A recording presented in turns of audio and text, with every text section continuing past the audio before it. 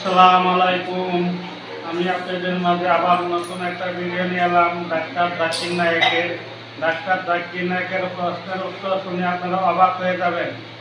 এক হিন্দু ভাই বলেছেন, পৃথিবীতে সুন্দর শুধু একজনই তো আছে, সে একজন ঐশ্বরিয়া রায়।